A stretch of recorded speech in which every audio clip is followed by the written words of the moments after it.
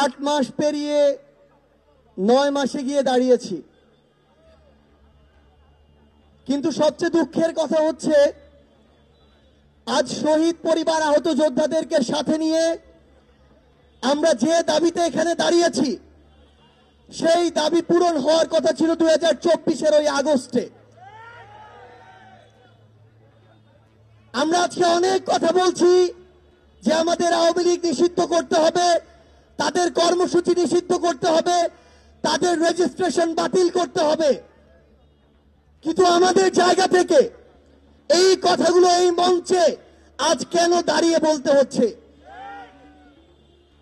আজকে যদি আমরা এর পিছনের সরাসরি কারণগুলো দেখি, আমাদেরকে এই আওয়ামী লীগ নিষিদ্ধ না করার জন্য বিভিন্ন মহল কি কি কারণ দেখাচ্ছে, পায় তারা দেখাচ্ছে।